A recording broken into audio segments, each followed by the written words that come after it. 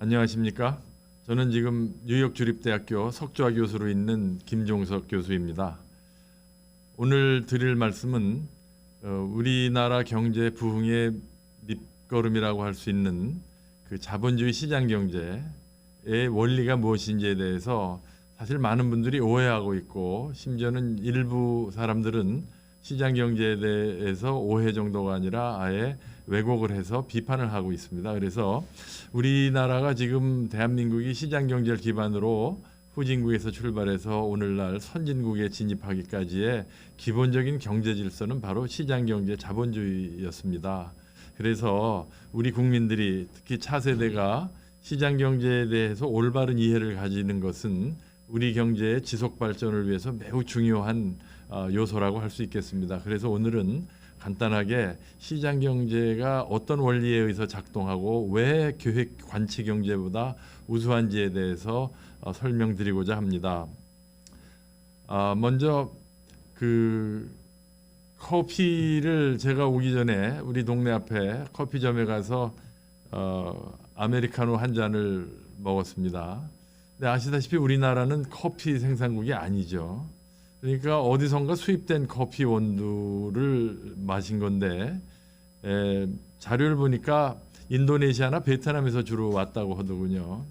그러면 이 베트남이나 인도네시아의 커피 농장에 어떤 농부는 지금 커피를 열심히 재배했을 거예요. 그리고 또 그거를 수확해서 한국까지 운반한 그 운수업자도 있고 사업자가 있을 거고, 또 그 시간에 배를 접안해서 인천이든 부산까지 그 커피 원두를 실어 나른 해운업자와 선장과 선원들이 있을 거고, 또 그 배가 도착할 무렵에 딱 기다리고 있다가 하역해서 이 커피 전문점에 배부해주는 또 운송업자도 있고, 또 끝으로는 커피 점장님은 아침부터 와서 청소하고 커피를 갈아놓고 기다리다가 제가 가서 커피 한 잔 달라고 그랬을 때 마치 기다렸다는 듯이 아메리카노를 저한테 줬거든요. 자, 이걸 소위 말하는 이제 서플라이 체인이라고 하고 글로벌 공급망이라고 하는데, 여기서 우리가 눈여겨봐야 될 게 두 가지입니다. 첫째, 그 베트남의 농부나 커피 농부나 해운업자나 운송업자나 또는 지금 이 커피 점장은 나를 위해서 일한 사람이 아니죠. 다 자기 먹고 살자고 자기 가족과 자기를 위해서 일할 뿐인데, 결과적으로 그것이 연결망으로 쇠사슬처럼 연결돼서 저한테까지 베트남의 커피가 저한테 오늘 아침에 제가 원하는 시간에 원하는 곳에서 저한테 왔단 말이죠. 이거는 한마디로 기적일 수밖에 없습니다. 그 사람들은 나를 알지도 못하고, 또 더군다나 두 번째 놀라운 점은 이것을 누가 계획했다는 게 아닙니다. 그냥 각자 그 사업자들은 자기가 원하는 거래 상대방에 가장 좋은 조건을 주는 사람과 자유계약을 맺었을 뿐인데, 베트남 정글 속의 커피 원두가 저한테까지 배달이 됐고 저는 커피를 소비했습니다. 바로 이 과정이, 즉 각자 그 연결망에 있는 사람들은 개인적 이익을 추구했고, 그리고 누구도 그것을 미리 계획하지 않았는데 서로 원하는 거래 상대방을 찾아서 연결이 되어서 이런 기적 같은 일이 일어난 겁니다. 바로 이게 자본주의 시장 경제의 핵심 원리입니다. 그래서 자본주의 시장 경제라는 거는 이념이 아닙니다. 마치 자본주의, 그러니까 무슨 이데올로기라고 그래서 공산주의에 대칭되는 것처럼 생각하시는데, 시장 경제의 원리는 석기 시대가 청동기로 발전하고 인간이 불을 사용하고 바퀴를 사용해서 어떻게든지 덜 일하고 더 먹겠다는 그 욕구가 진화하면서 오늘날 휴대폰에 스마트폰에 인터넷까지 이어진 거라고 할 수 있겠습니다. 그래서 시장 경제 원리는 인간의 이익이 합리 본능에 가장 부합하는 일종의 진화하는 소프트웨어다. 그리고 시장 경제의 가장 핵심은 분산된 의사결정입니다. 방금 제가 커피 그 에피소드에서 말씀드린 대로 몇 개의 커피를 얼마에 팔아서 누구에게 파느냐를 누가 똑똑한 공무원이나 계획자가 컴퓨터나 무슨 계산기를 가지고 계산한 게 아니거든요. 그러니까 오늘 커피뿐 아니라 오늘 대한민국에서 소비되는 우유의 양, 또는 쌀 소비량, 소고기 양, 삼겹살, 정부에서 통제하고 기획하지 않습니다. 그렇지만 우리는 다 본능적으로 원하는 곳에 가서 친구들과 마음껏 삼겹살이나 소고기나 비빔밥을 먹을 수 있다는 것을 알고 있죠. 이거 우리는 당연하다고 생각하지만 경제학의 관점에서 보면 이것은 기적이나 마찬가지죠. 그래서 바로 이러한 기적 같은 일이 자생적으로 발전해서 우리의 먹고 사는 문제를 해결해주는, 즉 이기적인 주체들이 누구의 지시 통제 간섭받지 않고 자발적으로 분산된 의사결정으로 협업을 해서 생태계가 조성됐고 거기서 다 먹고 산다 이거죠. 그래서 이거를 일찍이 18세기에 영국의 고전 경제학자 아담 스미스가 바로 보이지 않는 손이라는 단어로 이제 상징적으로 표현을 했죠. 그러니까 이 보이지 않는 손이 작동하는 원리, 그래서 이것이 어떻게 사람들이 이기적으로 행동했는데 우리 모두에게 이로운 결과를 초래하느냐, 이걸 이해하는 게 바로 자본주의 시장 경제의 핵심 원리라고 할 수 있겠습니다. 그중에 가장 대표적인 게 이제 가격 기능이라는 것인데요. 우리 매일 접하는 가격이 많죠. 무슨 커피값도 있고 뭐 짜장면 가격도 있고 택시 요금도 있고 수많은 가격이 있는데 이 가격의 기본적인 기능은 소비자들과 생산자들한테 신호를 주는 겁니다. 그리고 누가 소비할 건가 누가 생산할 건가를 결정해주는 보이지 않는 손의 역할을 한다는 것이죠. 그래서 이제 아담 스미스가 본 그 보이지 않는 손의 원리를 우리 생활 주변의 예로 하나 설명을 드리면, 얼마 전에 배추값이 폭등을 했었습니다. 고냉지 날씨가 안 좋아가지고. 그래서 배추값이 폭등하니까 우리 생활 주변에서 어떤 일이 벌어졌느냐, 우선 김치찌개를 안 해 먹습니다. 집에서. 또 직원 식당에서 김치를 잘 안 줘요. 김치를 달라고 그러니까 그 식당 아주머니가 요새 김치가 배추가 얼마인데 김치 자꾸 먹냐고 스스로 배추 소비를 절약을 합니다. 김치볶음밥도 안 해 먹습니다.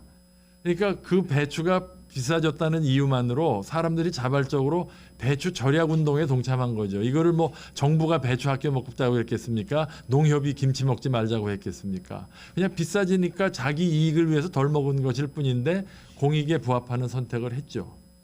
더욱더 놀라운 거는 배추 농가의 행동입니다. 배추값이 올라가니까 무밭 고추밭을 배추밭으로 바꾸는 거예요. 이 사람들이, 서울 시민들이, 학생들이 배추를 못 먹는 게 안타까워서, 김치를 못 먹는 게 안타까워서 배추 더 심었겠습니까? 아니거든요. 배추값이 올라가니까 무밭을 배추밭으로 바꾸는 이기적 행동인데 나타난 결과는 우리 경제에, 우리 소비자들에게, 우리 국민에게 도움이 되는 결정이었거든요. 아담 스미스가 바로 이런 현상을 18세기에 보고 무릎을 친 거죠.